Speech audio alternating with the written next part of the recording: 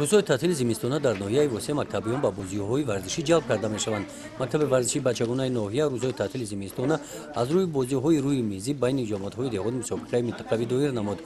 дар ин мусобиқа шогирдони мактаби варзишии бачагонаи ноҳия аз шараки восеъ дар бозиҳои шашка ва шоҳмот ғолиб гардиданд. дар мактаби варзишии бачагона ба ин намуди варзиш зиёда аз 100 нафар наврасон ҷалб гардиданд.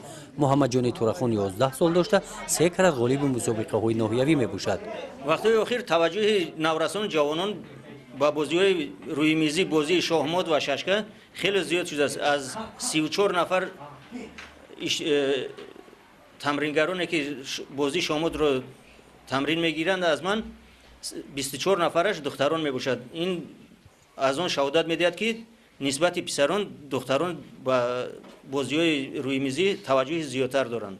аз духтаро бошад, аз ҳамин гурӯҳҳое ки тамрин мекунанд дар мактаби варзишӣ, 2 нафарашон чемпиони республика аз рӯи намуди рапид шуданд, чемпиони ҷумҳурии Тоҷикистон.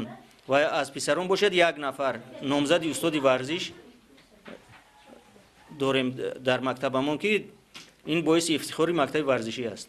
имсол ҳам мо умед дорем ки дар бозиҳои ҷумҳуриявӣ иштирок карда сазовори яке аз ҷойҳои намоён шавем. аз ин духтароне ки ҳозир тамрин мекунанд, беназири абдураҳмон, олимова меҳрангез, аз ино бовар дорем ки ба чемпионати республика сазовори ҷойҳои ифтихорӣ мешаванд.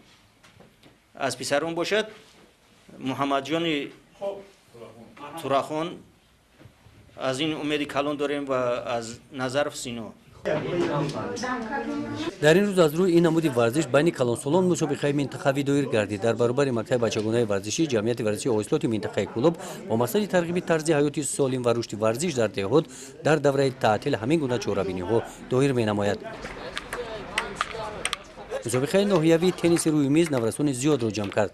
бо иштироки наврасон ҳамаи ин бозиҳо ҳамин гуна шавқовар гузаштанд. дар ҷамъовар ғолибон бо тӯҳфаҳои хотиравӣ ва ифтихорномаҳо мукофотида шуданд. бозиҳои варзишӣ дар ноҳия идома доранд.